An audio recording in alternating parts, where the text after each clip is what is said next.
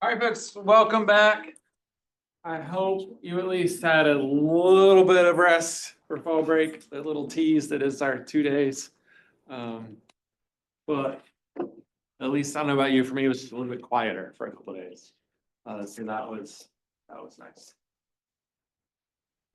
Today we're gonna do a little more of an advanced statistic called correlations. But you'll get it just fine. I should have updated my slides because now this is just depressing. Clearly, last fall I gone to a playoff game the day before class. But oh well. All right, before we get into that, again, you're gonna get tired of this. We're gonna do it at least 6 times. So here's your survey for your class project. I think it's easier to do on the computer, but if you want to scan it, then the URL, if you choose that way, tinyurl.com/402 FA 24B. 402 FA 24B. The FA is for fall.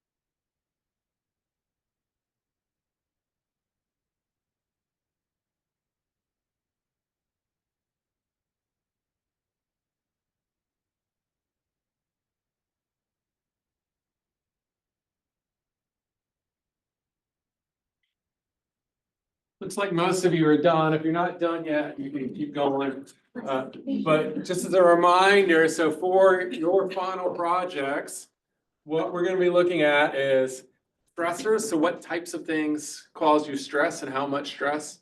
Work, school, family, I forget the other ones on there. How you cope with stress. So you talk to people, I forget what else. There's one negative one there, like I blame myself. And do those things predict your overall well-being and your motivation to graduate? So these are your predictor variables. And these are your outcome variables.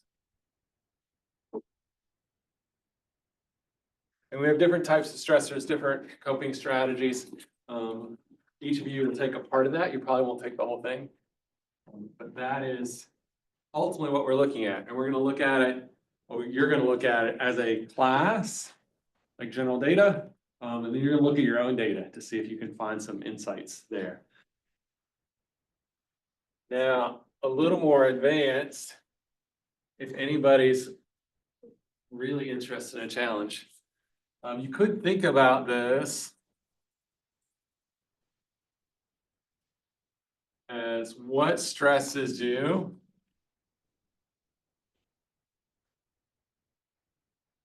That's the simple piece, right? Does stress predict well-being? This type of stress predict well-being? And then we call this a moderator, which just basically means it depends on this thing. Okay? It depends on the moderator. So there's a relationship between stress and well-being depend on your coping strategy. Right? So in other words, if you have a negative coping strategy, then probably stress has an impact on your well-being. If you have a positive coping strategy, like talking to other people, then maybe stress does not impact your well-being. So this is a little more advanced model, but a kind of an interesting one. If anybody wants to play with that, and you've got lots of time to decide that, but I wanted to introduce it. Speaking of projects, we've still got plenty of time before you need to start working on it. But I know once we start talking about it, your anxiety starts. So let's look at it a little bit. Okay. And we'll go over it more as we get closer. I just want to kind of introduce it to you.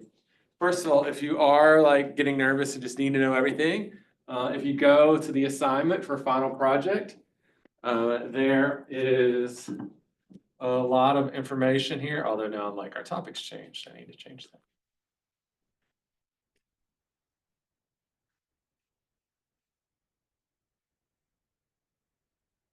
So there's instructions, your data, which we don't have yet.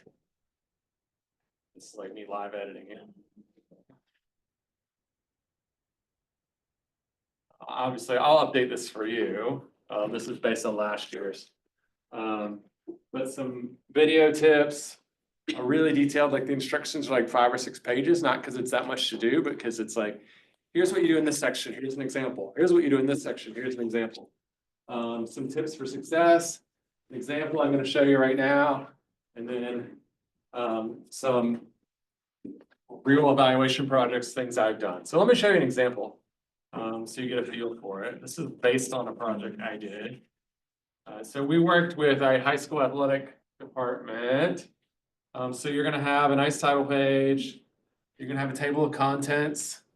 Yours is going to have most of these sections. Obviously, you're not looking at sense of community and grit and leadership. You're looking at stress and well-being and coping. But you're going to have an introduction to methods, results, discussion. You're going to have some tables and figures. You have a little introduction that sets the stage, no more than a page, like 2 paragraphs. It's kind of an overview of what you're going to do.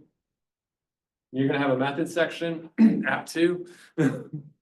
So when I checked, only about half of you have done app 2.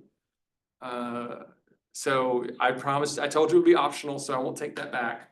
But it is exactly what's going to go in your final project. So I encourage you to do it now, earn the points, so you have it. Remember, for assignments, there's a 3-day grace period. So even though it was technically due last night, you actually have until Saturday night.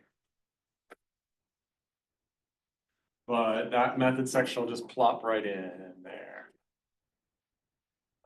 Then you're going to have a results section. So lots of tables, who participated in your survey. We had a lot of data in this. And you're going to have things like this. So this is a crosstab. This is a visual display of a crosstab. Right? This is average since community if you were a freshman. Average since community if you're a sophomore. Average since community if you're a junior. Average since community if you're a senior. So that's a crosstab, what we've just learned. Average since community if you played sports. Average since community if you did not play sports. So you're going to have lots of graphs, not as many as in the same, actually might. Average, mean, median, or mean, mode, standard deviation, you know what all those mean. Again, lots of graphs, you're gonna have lots of graphs. We'll talk about how to do those. These are correlations. This is what we're gonna do today. And then the discussion is, okay, so what does it all mean? And what do we do with the information? Okay. How does this impact what we do? Recommendation. What should we do about it? So everybody wants to know about page numbers, and I'm always like, well, a lot of that depends on how big you make your graphs. But this example is 16 pages. But again, a lot of that's graphs and tables of contents and all those things. It's not necessarily a lot of writing. We will go over it in detail as we get closer, when you're ready to start diving into it. But I just wanted to give you a little bit of a preview because I suspect you're starting to think about it. What questions do you have about that now? We'll walk through. I mean, there's some things in here we haven't covered yet. You'll have some in-class work days. You won't be able to do it all in class, but you have some in-class work days. You can work on it either by yourself, which majority choose to do, okay, or with a partner. Okay, so not group, but a partner. So by yourself or with a partner. Again, as we get closer to actually doing it, I'll let you decide that. Most people just find it just easier to do by themselves. It's not actually that much. Questions? All right, from the news, a good example of data and causation. Okay, so the story was, are married people happier than those who are not married? A new poll has answers. Very dramatic, right? Okay, here's what they found. A happier life after getting married may not just be in fairy tales. It's in the data. Okay. I think I need to read this in a dramatic reading. Adults who are married report being far happier than those in any other relationship status, according to a Gallup poll published Friday. Quote, any way you analyze those data, we see a fairly large and notable advantage to being married in terms of how people evaluate their life. The author Jonathan Rothwell, principal economist at Gallup. Okay. So they asked people basically what their relationship status was, and if they're married or not. And they concluded that married people are way happier. So therefore, getting married makes you happier. What do you think? What might be, not necessarily wrong with their conclusion, but what might be other conclusions you could make from their data? Monica? I don't know if this is where you're going from, it's probably not, but it's just something that might be contributing to the data. The fact that the government's really worried about birth rates right now. I don't know, that's where my opinion, that probably is not correlated to this. So, explain that to me a little bit more.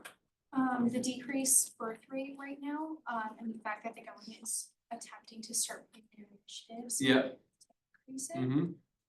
And the fact that that is starting to push people more into getting married and those types of things, or at least they're. Okay, so what you're suggesting is that might be what's causing this result. Okay, it's good insight. What else, Lauren? Well, maybe like some people who are not married could have gone through a divorce recently, or like it's not. Okay, yep. Yep, they may have just been recently divorced, so they have that sadness. Actually, Q. I mean, are the people that they're questioning that are married, are they newlyweds? Like, how long have they been married? So that could be a factor. I think it's all over the map. I was gonna say the same thing. I feel like if they asked more newlyweds, they would be a lot happier than people that. It could be, so it'd be interesting to see who that actually was. Joe, did there, someone there take your answer? Maybe happier people just tend to get married. I knew you were gonna make it, so I kept delaying you. Yeah, maybe happier people are more likely to get married. And let's be honest, like if you're looking for a relationship, wouldn't you rather be with someone who's happy? Isn't that a more pleasant experience? Yeah. What you said is all potentially reasonable explanations for this. Okay, but that also would suggest that happier people are married.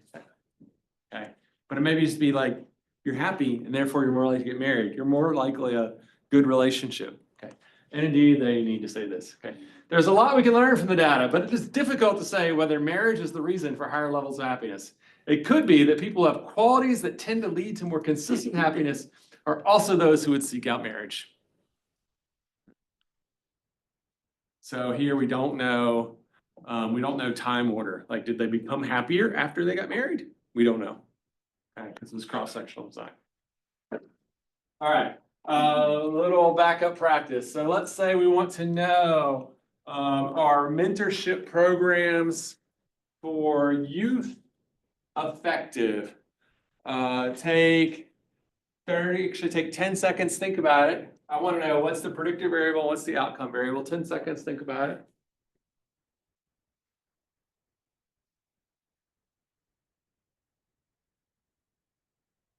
Okay.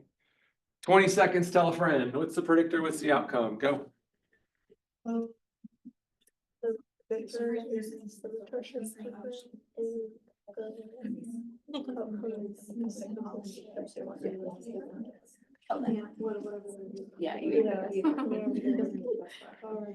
That's what I thought. My cousin called me and she was like, girl, oh my God, he's gone. No. Okay, girl, I was gonna say. And 5, I feel 4, 3, 2, 1. Megan, odd or even? Odd. It is even your row, so they got help. Okay. What's the predictor variable? The predictor variable, mentorship program. Yep, mentorship programs. Okay. Colton, odd or even? Even. It is odd. Your row. What's the outcome variable?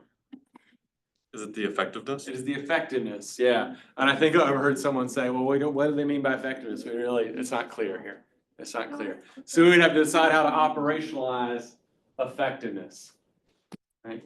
How would we design a project, so a research study to answer this question? Take 10 seconds to think about it.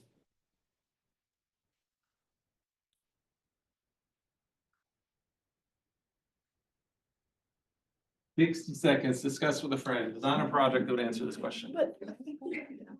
You have to operationalize. Wait, can you repeat the question? How would you design a research project to answer this question? You have to define effectiveness for one thing. Yes. I would say effectiveness to be based on before and after. So let's say probably try to survey before and after programs. Some sort of metric depending on like what the behaviors. And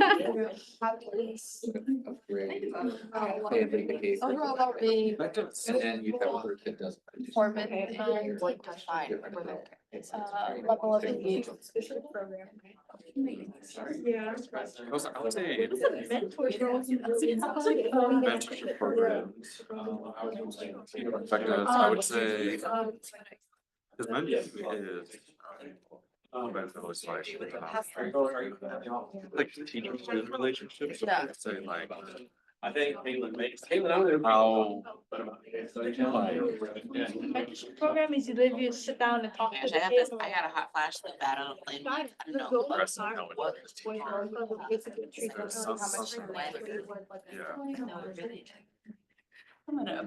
That's a grown. Hear me now, clap twice. What do you got?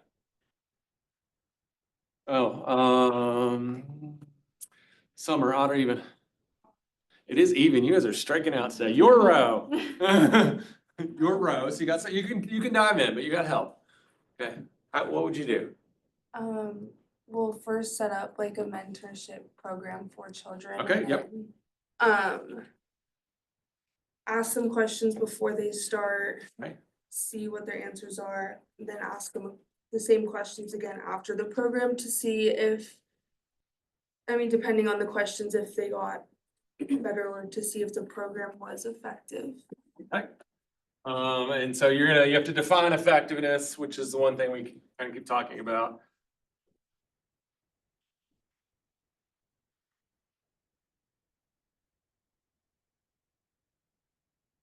Remember, we have our three designs, cross-sectional, longitudinal, experimental. Be able to say one thing caused another. So what we want to know here is, does the mentorship program cause something? How do we define effectiveness? We need to know, are things related or different? Time order.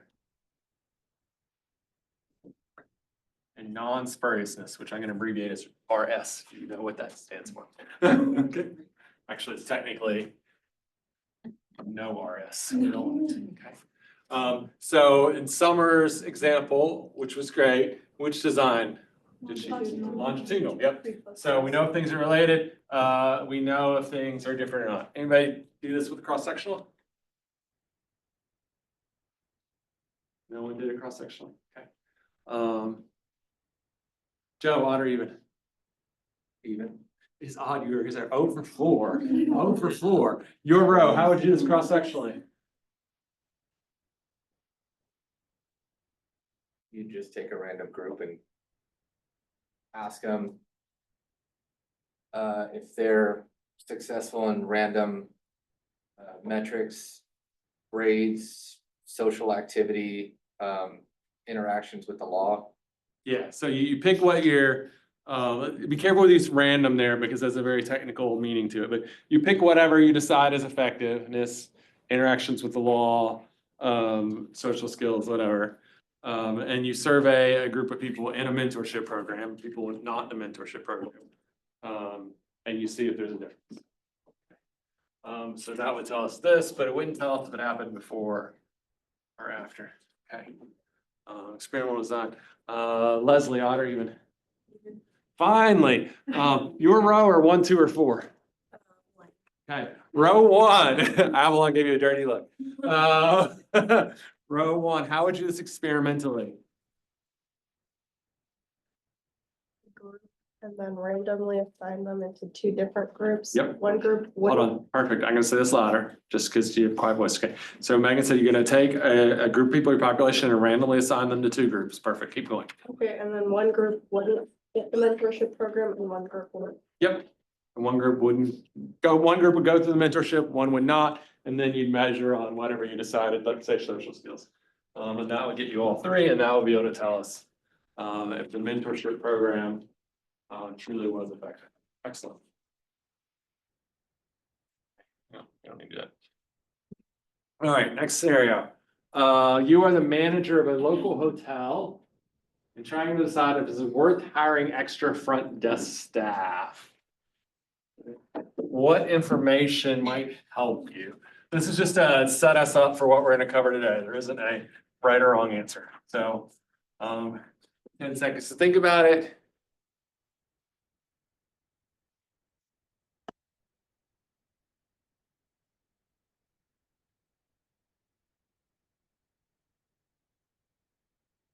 One second, I realized, but still better.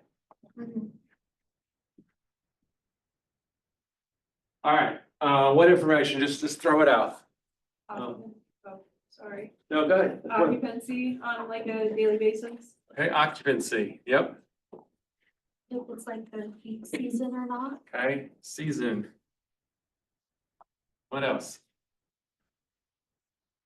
How many front desk people you already have? Okay, how many you already have? What else? Customer turnover rate, how fast are to get through people at the front desk? Yeah, how?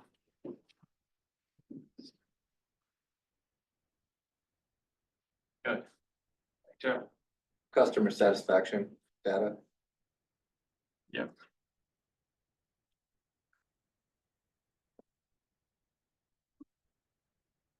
Okay, great. Anybody else have something else they really want to throw out? Events. Events, like what's going on? Yeah. Okay. All these are great. I agree. All these are relevant. For me, what I really want to know from this list, not just these 2 things, so how fast they go through, but what I really care about is customer satisfaction, right? At the end of the day, I really care about customer satisfaction. So what I want to know is, does how fast they go through predict customer satisfaction. Okay, because if it doesn't, then I'm gonna employ as few front desk staff as possible. If it doesn't matter if they wait 20 minutes or 1 minute, then I'm gonna let them wait 20, because then I can pay fewer staff. If it makes a big difference in customer satisfaction, then I'm gonna hire more staff. Because ultimately what I care about is customer satisfaction. So what we want to figure out is what that relationship is, how big of a difference, how much this thing, in this case, how fast, impacts this thing, how much one thing relates or impacts the other. Okay. So we've been asking questions about if one thing affected the other. So today we're going to really talk about the magnitude of that relationship. So how much one thing affects the other. There are a couple ways to do that. Today we're going to talk about correlations.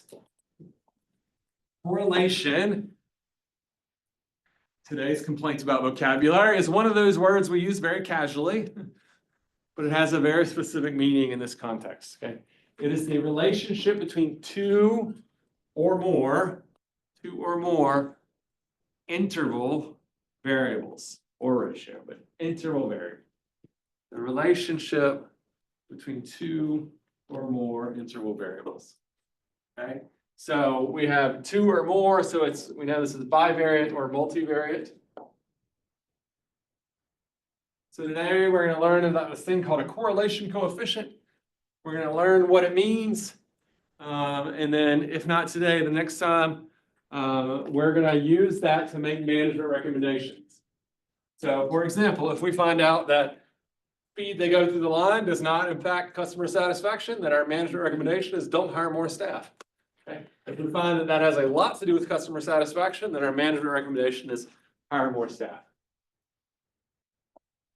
All right, bear with me on this slide. It's gonna just seem like nothing until we walk through examples, but let me set the stage. Okay, correlation, show the relationship between two or more variables. A correlation coefficient, its number is going to be between 1 and -1. Between +1 and -1. And if you see anything outside that range, it is not a correlation variable. Okay. Positive numbers indicate that variables move in the same direction together. So in other words, as speed increases, customer satisfaction increases. Okay. Negative numbers indicate they go in opposite directions. So as time spent in line increases, customer satisfaction decreases. Numbers closer to the edges, so closer to 1 or -1, indicate stronger relationships. So I always like to think of these visually. Like I picture this like line in my head, right, with 0 in the middle. Okay, so 0, anything near 0 is very little relationship. 1 or -1 on the edges is a strong relationship. Okay, now let's get into the nitty-gritty. Don't worry, you will not have to do this math. That's really evil of me to even show you the formula. I mean, like that. Apparently, I was feeling sadistic. Okay. All right, so we're pretty good on levels of measurement. So again, we need interval or ratio because this is about movement. This is about movement. Okay. What we ultimately want to know is if one thing goes up 1 unit, how much does the other thing go up or down? Okay, so we need at least interval data. All right. Positive correlation, so between 0 and 1. Positive correlations are best friends. Best friends go everywhere together. Positive correlations are best friends. They go everywhere together. In other words, they're always going the same direction. The same direction. Which direction? I don't know, but it's the same direction. They might go up together. They might go down together. Okay? But they are moving together. Negative correlations are our worst enemies. They run away from each other. They're repulsed by each other. And if I have a negative correlation, so between 0 and -1, okay, that means my two variables are going opposite directions. Okay. As time in line goes up, customer satisfaction goes down, opposite directions. As time in line goes up, customer satisfaction goes down. Positive correlation might be as the more staff I have, customer satisfaction goes up. More staff, satisfaction goes up. But like, positive correlation doesn't mean it always goes up. It means they go together. I could say as number of staff goes down, satisfaction goes down. Okay. The point is they're always moving together.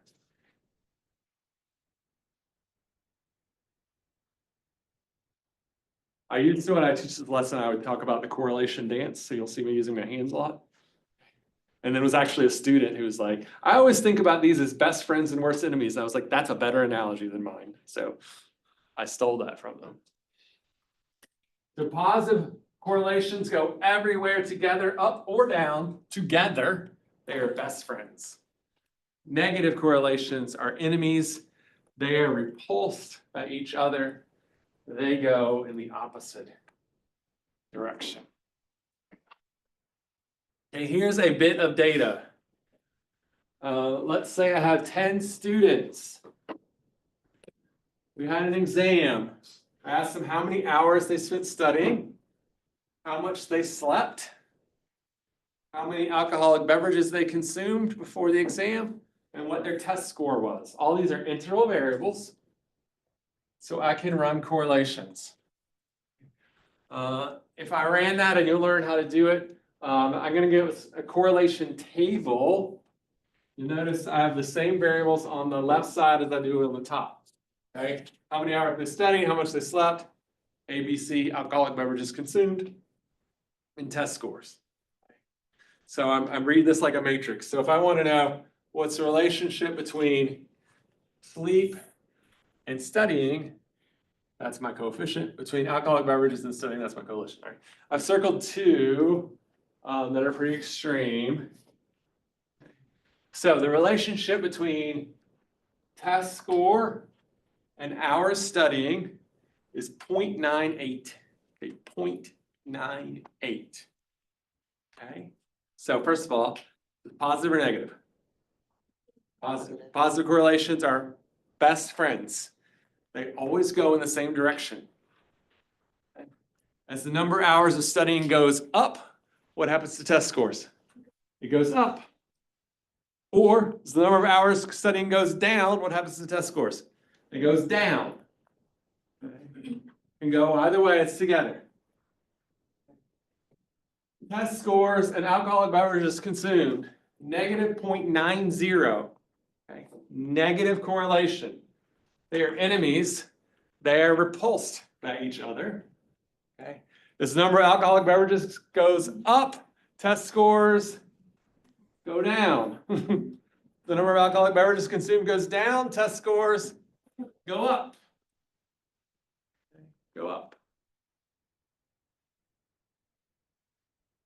Now, these are very, very strong correlations because they're near the edges, right? They're near 1 and -1. Okay. In real life, you'll never see something this strong, which starts to make it tricky. Okay. But here we do, okay. Alcoholic beverages consumed and studying is a negative 0.9 correlation. Negative 0.9. Take 10 seconds to tell a friend what that means. Go.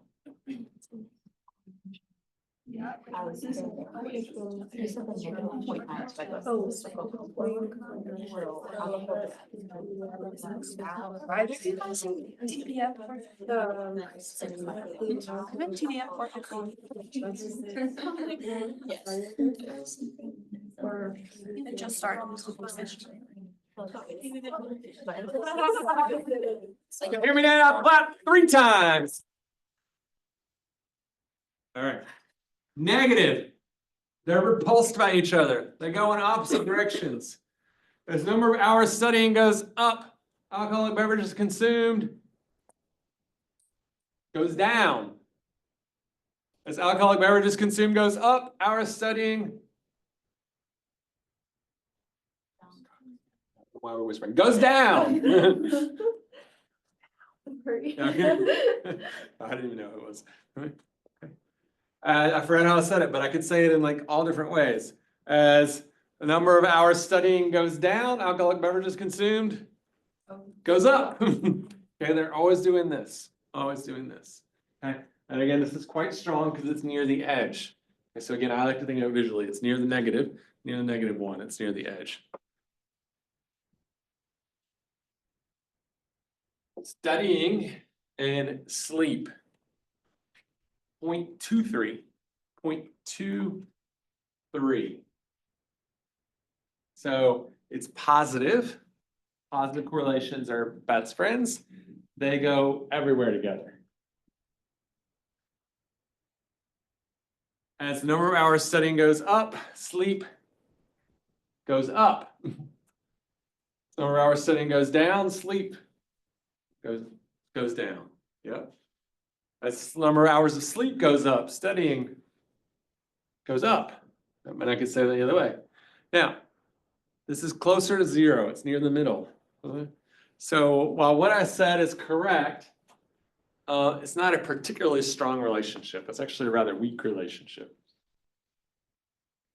So where these near the fringes, okay, I mean there's a strong relationship. They are staying very close to each other. Okay, this near the middle tells us the direction, but let's say they're having trouble keeping up. It's like as sleep goes up, studying goes up a little bit. As sleep goes down, studying goes down a little bit. Okay, so closer to zero means they're having trouble keeping up.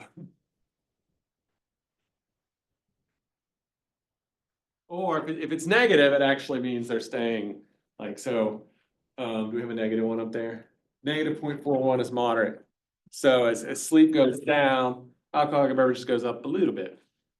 But it's not like the strong negatives are like super repulsed. Okay, the negatives near the middle, stay near the middle. Far so good. So what do those numbers mean? There's some guidelines. Just because, you know, at some point I was like, okay, what's strong, what's weak, what's moderate? Like, what number should I care about? Anything near the edges is strong. So again,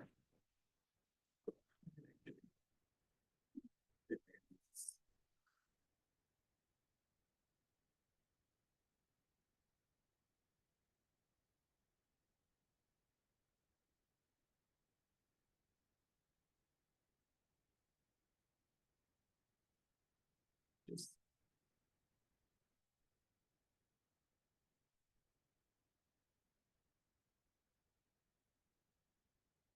going back to the board, sorry.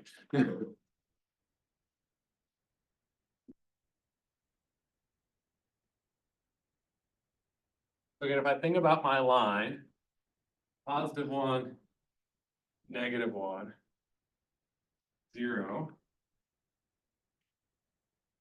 negative 0.5, negative 0.3, 0.3, 0.5. Anything in here, so close to 0 between negative 3 and 3 is weak.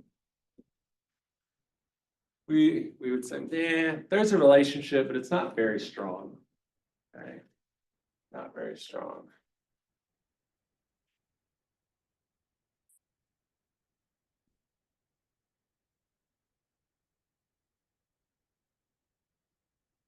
Anything here, so between the 3s and 5s, sorry, this is not to scale, is moderate.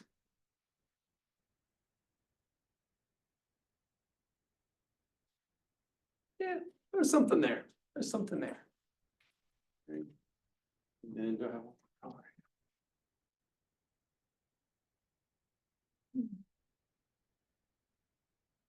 So anything near the edges is strong.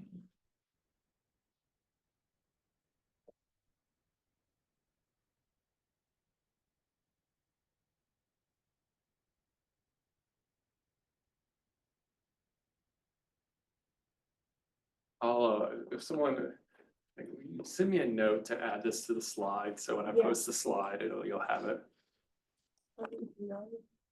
whatever, text stream and whatever. It's fine.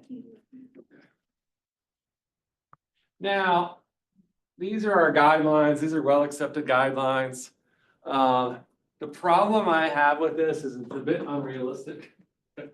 In real life, especially in our professions, which are people-oriented and people are complicated, we almost never get things that are strong.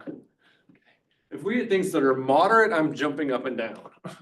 Okay, that has a big impact, okay? In reality, anything above 0.1 or below negative 0.1, if I were to add my negative 0.1 and 0.1 here, that's meaningful, okay? That tells me there's something going on there. There's something going on there. Even if it's a quote unquote weak relationship, it's worth interpreting, okay? Anything near 0 is not even worth interpreting. It's like, there's no relationship there. Those two things have absolutely nothing to do with each other. Okay, but above the 0.1s are worth it. A quick word, we'll come back to this thing about statistical significance. So I don't want to get too wrapped up in it right now, but I will hear people say, oh, that's significant or that's not significant. No. Statistical significance is not about the size of the relationship. It's not about the size of the relationship. Statistical significance is the probability that that relationship exists in the population. So, let's say I took my 5 people in the front row and I found out that the more hours they spent studying, the higher their grade. Okay. Statistical significance would tell me that result from that small sample is probably true for everybody. It doesn't tell me how big that relationship is. We'll come back to that. But some people hear people say like, oh, that's a 0.5 correlation, that's statistically significant. I was like, it might be, it might not be. You can have a 0.0001 correlation and be significant. Not about the magnitude. It's about the probability of the positive population. We'll come back to that when we do t-test. All right, let's have a little fun. So, I'm interested in this question about what's the correlation between how fast I talk and your ability to remember things. Okay, we're gonna make an assumption that I can divide my talking speed into an interval. Okay, speed 1, speed 2, speed 3, speed 4. So we're gonna do a little project here.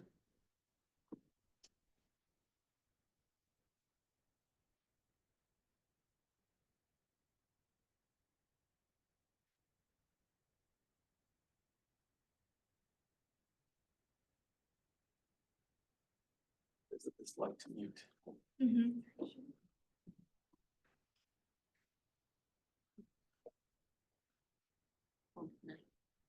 Okay. So here's what's gonna happen. I have 4 rounds. Okay. In each round, I'm going to say 5 words. Each round, I'm gonna get progressively faster. Okay. And we're gonna see if there's a relationship between how fast I talk and how much you can remember. Okay.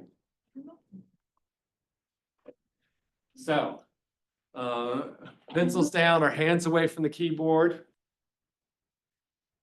Round one, speed one. So I'm gonna say 5 words. And then I'm gonna tell you to write them down in order. It's only correct if it's in order. Round one, speed one. Your words are cat, monkey, dog, glasses, boat. Write those down.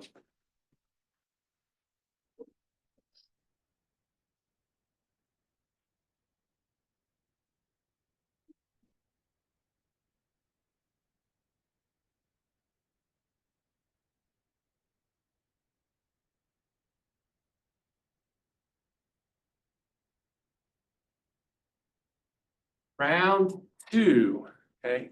So round two, speed two. So I'm gonna go a little bit faster here. So hands away from the keyboard or your pencil. Speed two, chair, horse, potato, snail, shark. Write those down.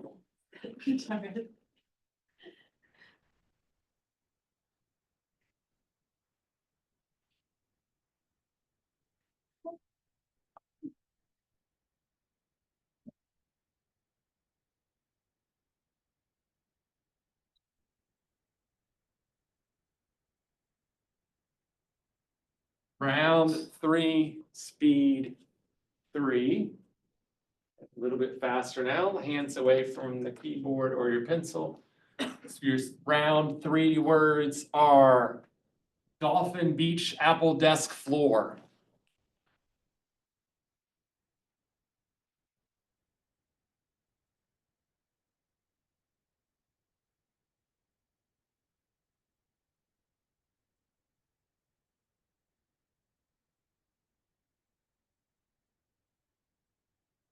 Round four, speed four. Hands away from the keyboard. Your round four words are mountain, subway, phone, television, fruit.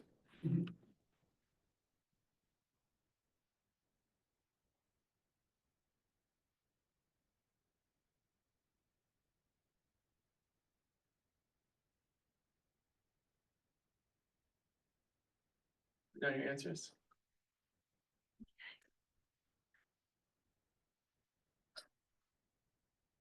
Okay. Let's see how many you got right. Round one is cat, monkey, dog, glasses, boat. Yeah, Anka. Do they have to be in the correct order? They do have to be in the correct order.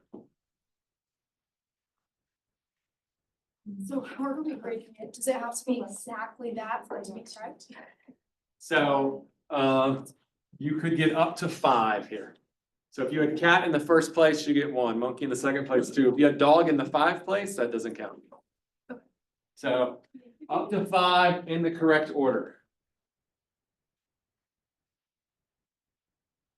Round 2 is chair, horse, potato, snail, shark. Spelling does not count. Ah, I thought you said couch.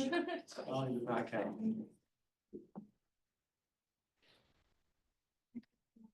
Round 3 is dolphin, beach, apple, desk, floor. And round 4 is mountain, subway, phone, television, fruit. Dang. You do. Okay. I thought you said that. If you forgot a word in the middle, does it mean the rest are wrong? What do you mean? So like for the last one, I did mountain, subway, television, fruit. I forgot phone. Does that mean that's? So mountain and subway are correct. Did you know television and fruit were 4th and 5th and you just didn't know the 3rd one? I knew I was missing one. Okay, then and you knew you were missing the 3rd one? I didn't know if I was missing the third one. I counted it and I went, oh shoot, there's supposed to be 5. Then no, you got 2 correct. The ones that I missed were both. Everybody got your count? All right, let's see if my speed makes a difference.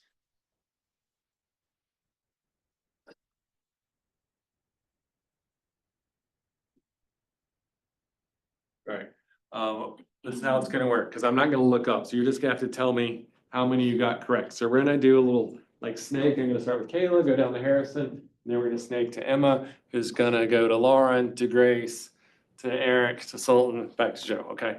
So just, you're gonna give me time to write it down.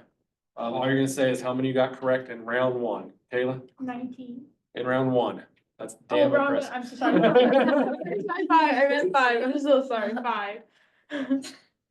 2. 5. 5. 3. Oh, 2. 5. Oh, for the Five. first one I got 5. Sorry. 5. 5. 5. 5. 5. 5. 4. 5. 4. 3. 4. 3. 5.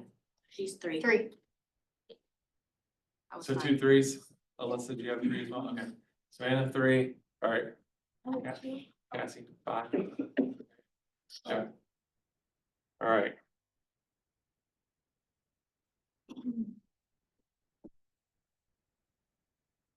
In round 2. Okay, let's start us off. 5. 4. 5. 5. Oh, 3. 4. 2. 3. 3. 5. 5. 4. 2. 5. 5. 5. 4. 5. 3. 3. 3. 4. 3. 3. 5. Okay.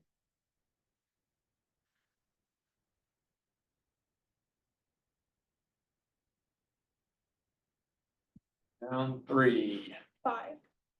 5. 5. 5. 5. 5. 1. 5. 5. 5. 5. 5.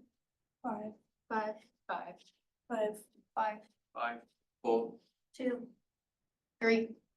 2. 2. 5. Wow, that was amazing. Yeah.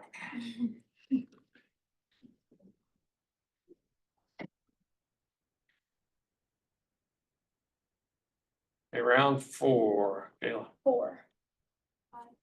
5. 5. 3. 4. Oh, sorry. 0. 5. 2. 5. 3. 4. 3. 3. 5. 5. 5. 4. 2. 3. 2. 3. 3. 2.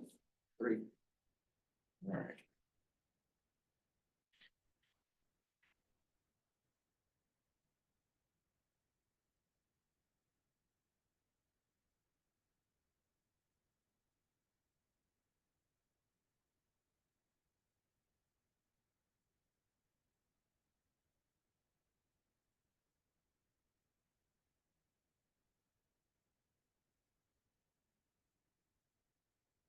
You'll learn this later, but it equals Corel.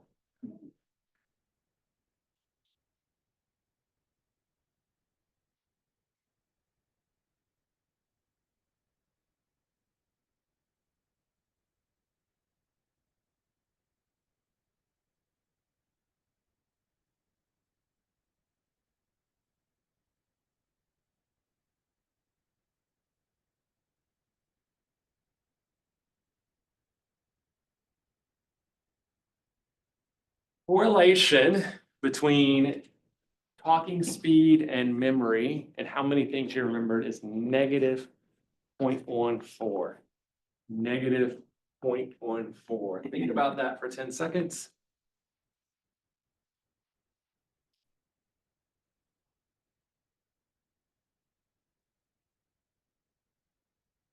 And tell a friend what it means. Go.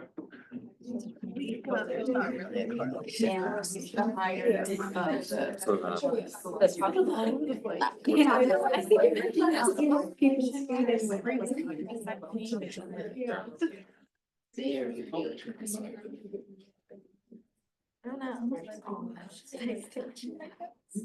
No. They're exhausted. They little shoes. No. Just because I heard spots later.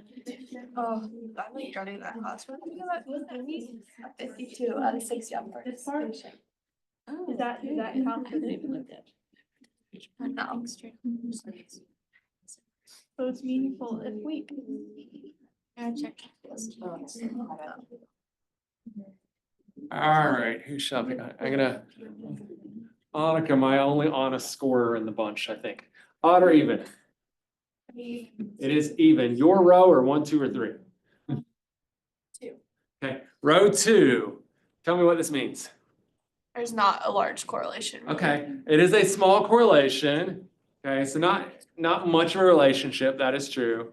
Although I will tell you, anything again above 0.1 or negative 0.1 or below negative 0.1 is worth interpreting. Okay. Okay, so it is small. But what is the relationship? Or the faster I talk, the number you remember Goes down. goes down. Yeah, is less. Faster I talk, number you remember less. The slower I talk, the number you remember goes up. Yep, negative. They repulse by each other. Okay, they go in opposite directions. I mean, sorry, it is a fairly weak. So let's think about this in terms of management recommendations, okay? If you're hired to give a teacher recommendations, okay, and you have these data, okay? Like random trivia for you. Data is a plural word. So when you hear me say data are, that's correct. Datum is the singular.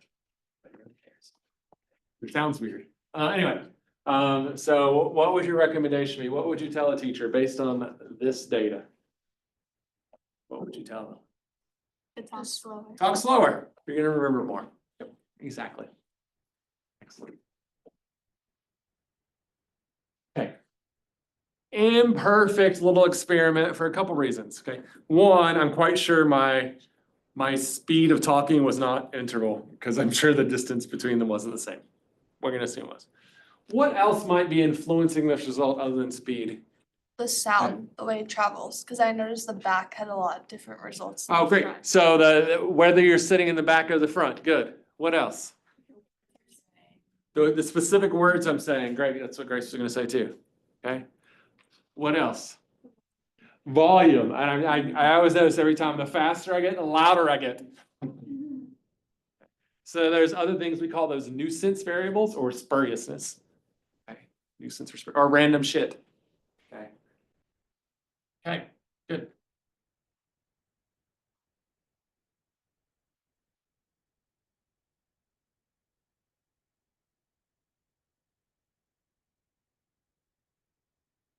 All right. I won't make you do jumping jacks. I noticed a lot of you are yawning, so I'm gonna make this nice too. So here's what I wanna know. Is there a relationship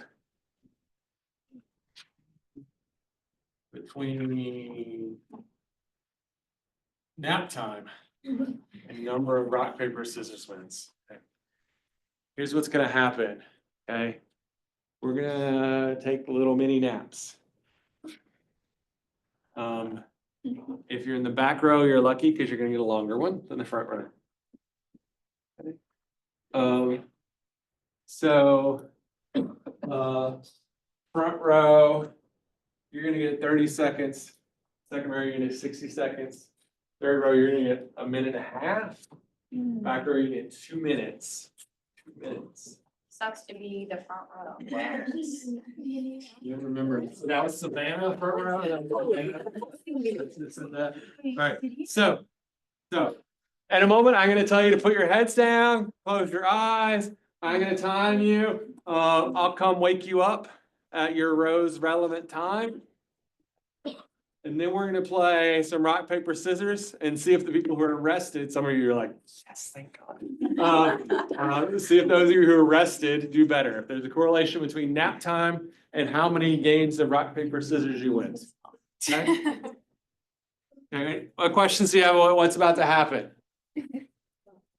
All right, nap time commencing in 5, 4, 3, 2, 1, rest.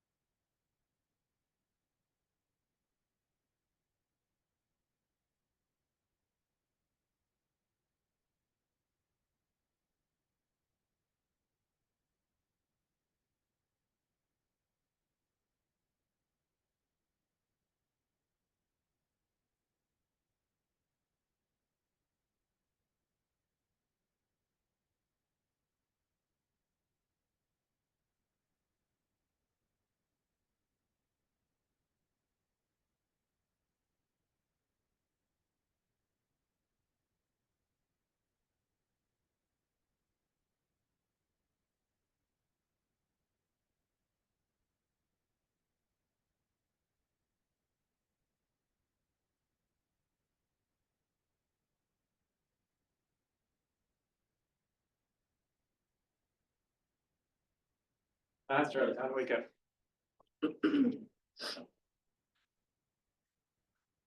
All right.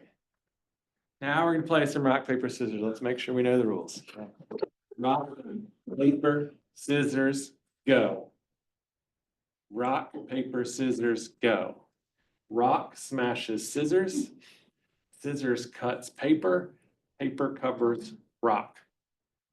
Okay. You're gonna play 10 times, 10 different people. Okay. Try to quickly move out of your row because you all had the same nap time. Okay. So 10 different people. Okay. 10 total games. If you tie, just keep moving on. Okay. Count how many times you win. Okay, so losses don't count, ties don't count. So out of 10 games, count how many you win. Rock, paper, scissors, go. 10 games. Count how many you win. Draws just don't count. Ready? What questions do you have? Go. Alright, let's go. Hold on. I'll give you two. That's not three or Just one. Not necessarily. Just one, so the first one you do the same, then you're just fine. Abby. Okay, time.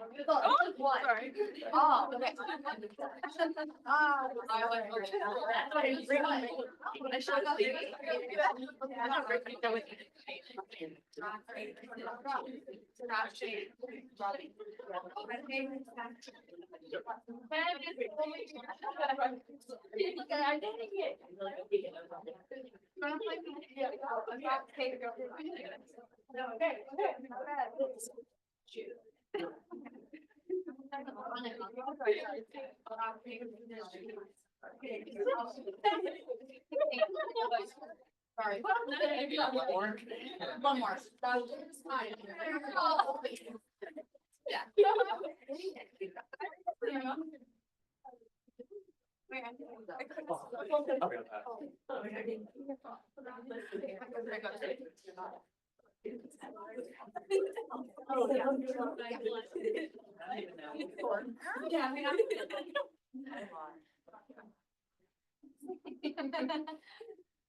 Okay. I don't know what it is about rock, paper, scissors, but every time, at least one, usually multiple people are like, it's best 2 out of 3, right? I'm like, no. I didn't- Boom, something, the cultural phenomenon. Rock, paper, scissors is best 2 out of 3. Here. All right, my 30-second nappers, tell me how many you want. Starting with Kayla. 6, 4. What happened? 60 seconds.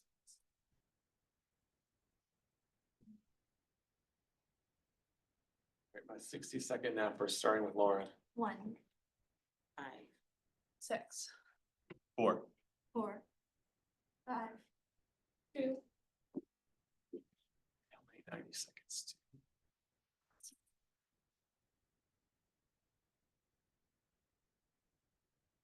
90 seconds, starting with Grace. 3, 4, 3, 4.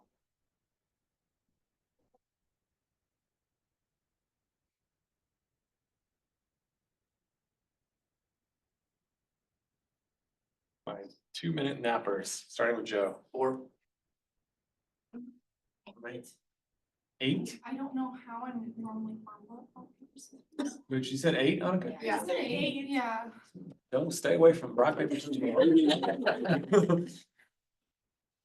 2. 8. Wow, you too? I think this is like a rock, paper, scissors battle. So, 7. You too? Wow. That was just like Doing the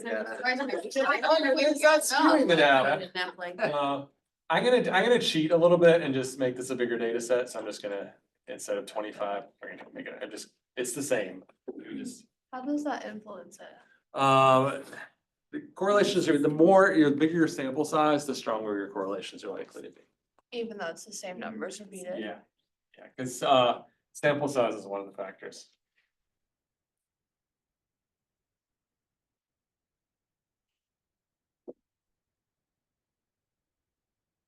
Yeah, I think actually, we may have an interesting result here based on what I heard.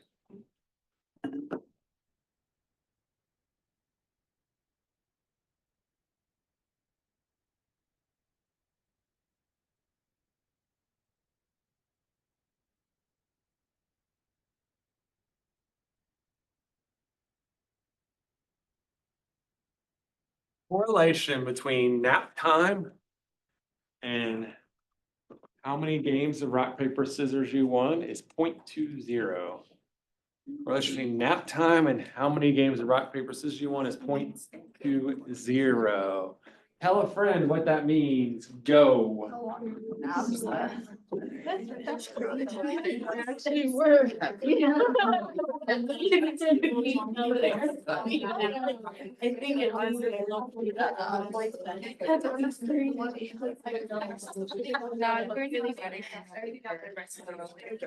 set up for you.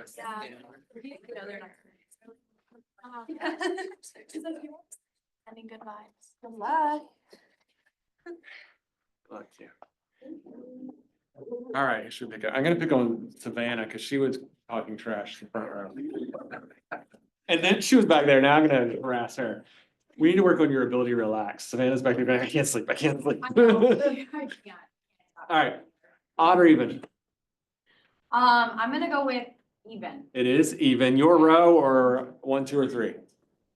What? Your row or 1, 2, or 3? 1. Going after you again. All right, row 1. What does this mean? Small positive correlation. It is a small positive correlation. Okay, what's it? Tell me more. What does that mean? Number of, like seconds slept. The longer you nap, The longer you nap, the higher your chances are to win. yep, the more games you win. The longer you nap, the more games you win. The shorter you nap, the fewer games you win. Okay. So let's say I'm hired as a consultant for the National Rock, Paper, Scissors team. Based on these data, what should I tell them? Sleep more, take longer naps. Take longer naps. By the way, I'll preview next time. We could have, instead of looking at correlation, we could have looked at the difference between rows. Okay, I'm pretty confident we'd have found that row 4 did a lot better, right? And then we'd recommend sit in the back row. So you can see how that works. All right. Nice job. And that's a good place to. What questions do you have? Remember, best friends, positive correlations are best friends. They go everywhere together, up and down together. Negative correlations are enemies. They are repulsed by each other. They run away. They go in opposite directions. Okay. Nice job. Have a wonderful weekend.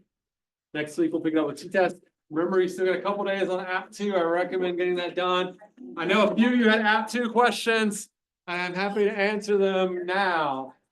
Great weekend. Thank you. Yeah, we did it. We got out of order. Yeah,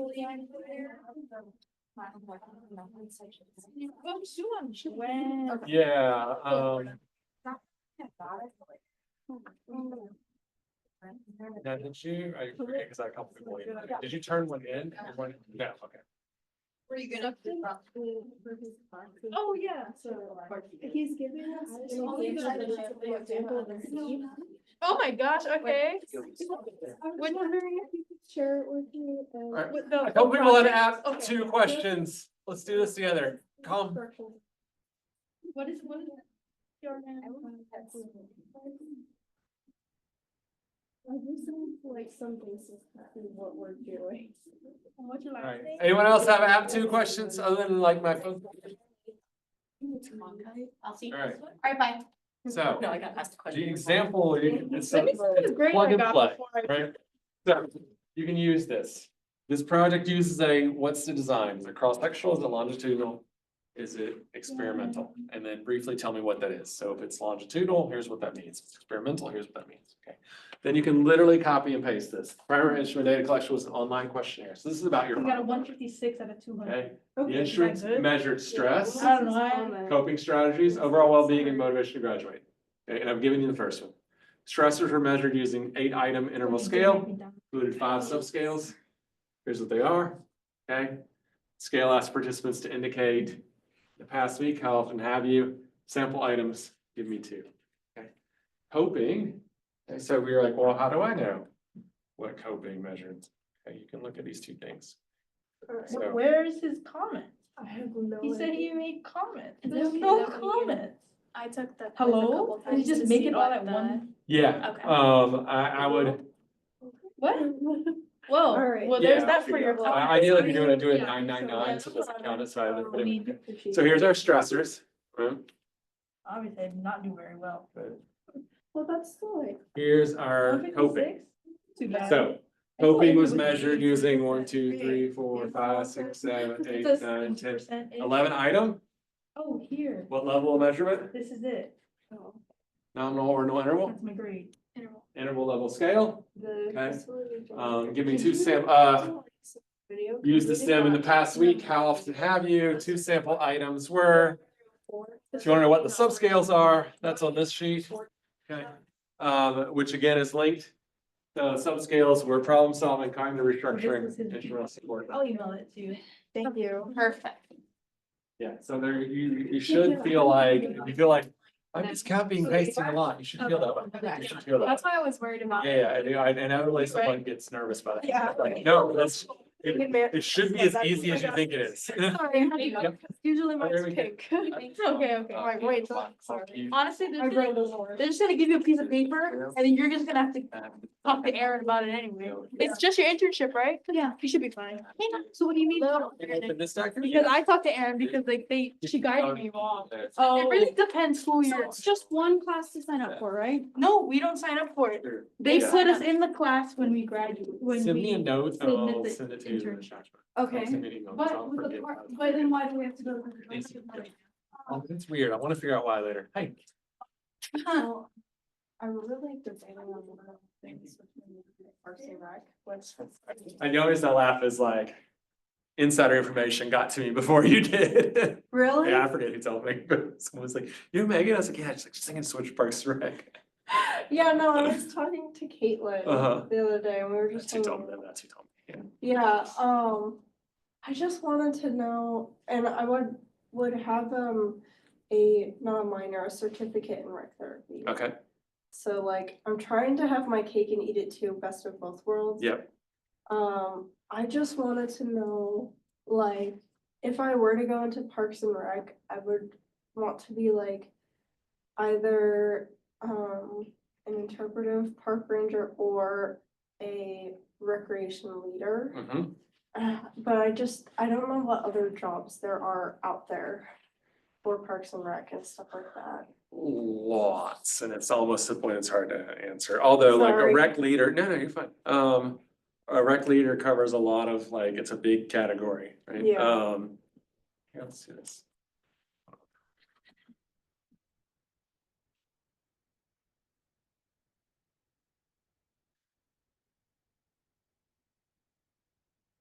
Are you in a hurry? No. Okay. Yeah, no. I don't know, I'm just kind of at the point where I'm like, I don't know what to do.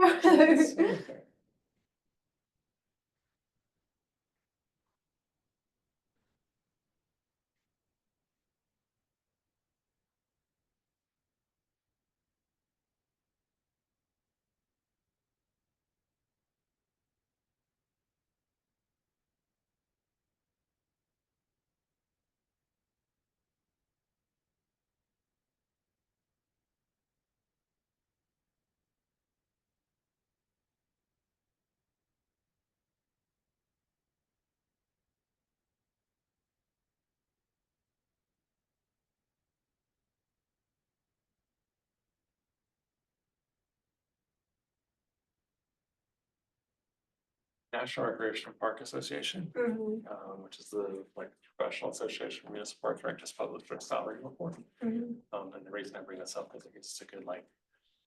You know, there's lots of variety, but here's kind of a, like, if we think of general categories, so obviously agency directors, plan directors, finance, Yeah, rec director, so this, you said rec leader, so that would Yeah. be kind of nested under that, that's a Yeah. director. Parks, facilities, athletics, aquatics, rec programs coordinator, so that's kind of what you're talking about. yeah, Marketing, fitness center, admin. Okay. So there's a lot of variety within this, but this is a decent bucket, yeah, decent bucket. yeah, Now this is municipal parks and rec, this isn't looking at like national parks and state parks, and that's where you get into rangers and Yeah. interpretation and whatnot. Um,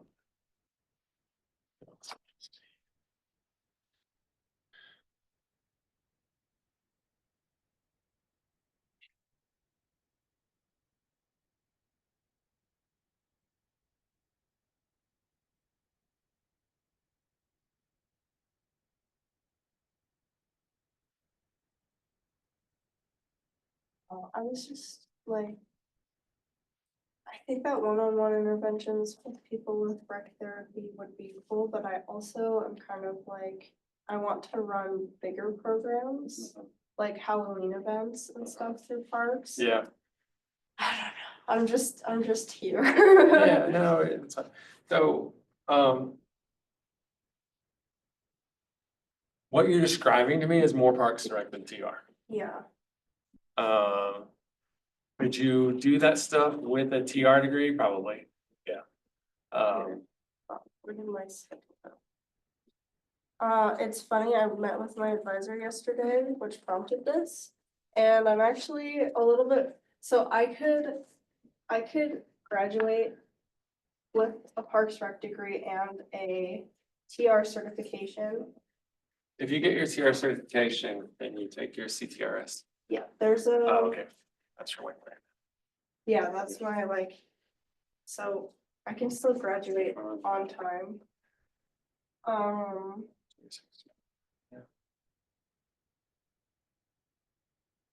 But I don't know, I'm going back. So, yeah, I don't think you can really go wrong with that combination in either way you take it. If you still had, maybe I want to do TR one day, I'd like get your CTRS now while as the information is fresh. If you can do that with that certificate, Yeah, that, okay, I can do that with the certificate, however, the certificate does say that I have to do the internship with a CTRS, which would be a Oh, little yeah, bit difficult to find. yeah. But I know that. Well, not Peoria- necessarily because all the TR folks have to do it with the CTRS, so Yeah, no, you would just be doing a very TR internship. yeah, so I know, I was thinking, I know that Peoria has a lot of good programs, and like, if I were to go into being a recreation leader or something along that line, I know that I would probably want to maybe also do programs for people with disabilities, but just on a larger park rec scale. Yeah. I don't- So yeah, I don't know how much of us would, and Angelica, have you met Angelica by any chance? Angelica's one of our alums, she's a TR student. She Right, works in no, Peoria. I have met. So she works in Peoria in Parks and Rec, she does TR, but she's kind of lives in that both worlds. Yeah, So she could be a good resource for Yeah. you. I She's actually, always great at responding to emails. yeah. I actually did meet with Angelica before fall break. Good. And that's also kind of, cause like I already knew about like the Peoria every Friday, they have like the little dance thing Uh-huh. for people with disabilities, and I was like, that would be really cool to run. Yeah, And so I know I should probably, I was actually really thinking about like reaching out to her and being like, help. I think she's a great resource. Yeah, Yeah, we're all gonna have our own biases. Angelica was a TR major, so that's probably gonna be her bias. yeah, Kelly's gonna tell you to stay in TR, I'm gonna tell you to switch to Parks and Rec, I know. but you really can't go wrong. Yeah, You really can't go wrong. yeah, no. Did- Yeah, Kelly and Beth. Oh, yeah, those are two strong personalities too. Very, okay. Between you and me, my aunt is a rec therapy person. And she has some negative history with Kelly, so like, I Yeah. know. can I see know that. it, and I know about Beth. Yeah, Actually, I went to the convention. Do you have like, are you going? Do you have time? Sorry. yeah, no, I have Okay. time, yeah. I went to a convention for rec therapy over the break, so Uh-huh. if I seem like tired, that's why. But we came up with a diamond theory. Uh-huh. So at the top is vampires, and then it's kelpies, and then on the other side of the diamond is woodland creature, and then at the bottom is lizard people.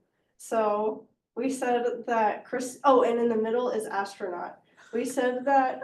I don't even know where this is going and I like it. So we said that Leslie was kelpie, I was vampire. A couple, Christina Coleman was in between astronaut and woodland creature. And then at the bottom, Beth is lizard people, but a string, like a string like kind of like comes down from the diamond, and sometimes she goes into like demon. Maybe you missed your calling in creative writing, Megan. I love creative writing. Honestly, if it weren't for like the job outlook, I would be an author. That was another one of my You can little always do facts. that on the side. I was thinking about doing that. Actually, I remember that. I was not remember it was you, but I. Yeah. And then Kelly is in between Kelpie and lizard person, but she fluctuates sometimes.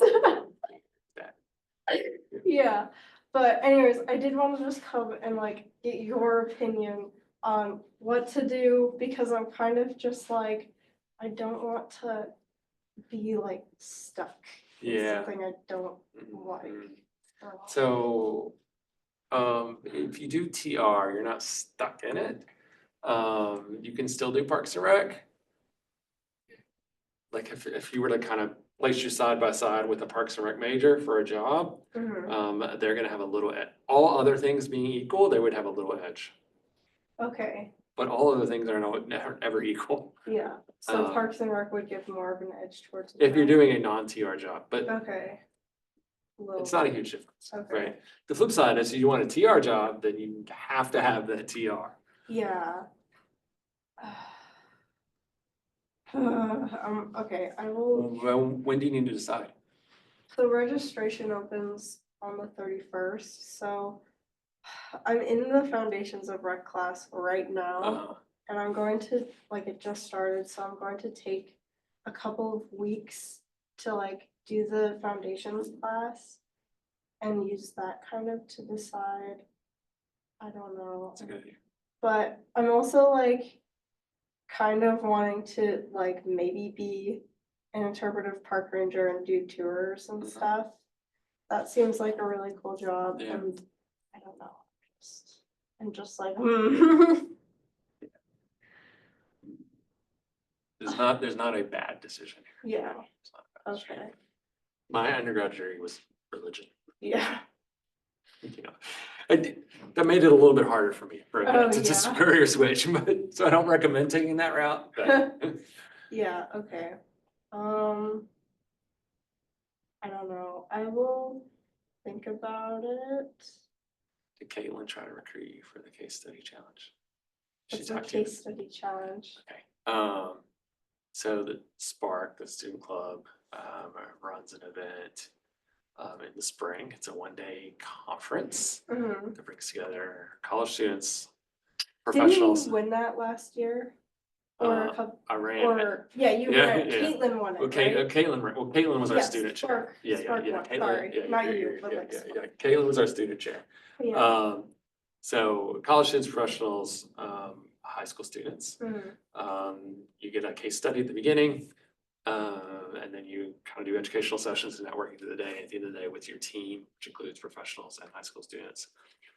You present your solution to the case study and we had a competition. I mentioned that to you for a couple of reasons. One, we're just trying to recruit that planning team. Mhm. Last year we did it with the nonprofit student club. This year, I think we're gonna do it with TR folks. Okay. So it's not gonna be soon enough to help you make your decision, but that could be a good way, like if you have a time and interest to kind of see how those worlds coexist. Mhm. Yeah, no, I think I have to decide by Yeah, spring that, registration. yeah, that's not necessarily gonna help you make your Yeah. decision, But but it still might be useful. yeah, even if I do make the switch, cause I would still have the certification that allows me to be a certified TR Mhm. specialist. Yeah. So that's the route that I'm going. Mhm. So I'm still gonna be in rec therapy regardless, but I'm just thinking about like what I want to place my priority and stuff Mhm. on. Yeah, I mean, to me, the certificate sounds like a pretty good win-win. Mhm. Okay, well, oh yeah, no, and yesterday Caitlin also said, well, if you do switch, we have officer positions. So Yes, I knew at some point I knew she was trying to recruit you, because that's why she came and told. That's how I knew you were thinking about switching. Oh, yeah, no, okay, well, thank you. I'm also gonna call my aunt because she's a TR person that like worked with Parks and Rec, Mhm. so I'm like. I mean, But- the advice I have you is probably much like softer advice than technical. Yeah. Follow your gut. Okay. Right? Yeah. I'm- What feels better? Because Yeah, like, both are good options. Neither is gonna completely exclude you from the other world. It's not gonna determine your whole life if you decide to switch later. yeah. So go with what feels right to you. Okay, yeah, I was just starting to think that there's a reason why I chose, well, I didn't choose, but there's a reason why I kind of like pushed off RT. Well, it's because I'm like, but I don't know. Yeah, I mean, there's a bit of a warning sign. Yeah. But anyways, thank you. I just Yeah. wanted to come and talk Yeah, and be like. anytime, and if you wanna talk more, let me know, but yeah, yes, of course. trust Thank you. yourself. Okay. Yeah. All right, thank you. Yep.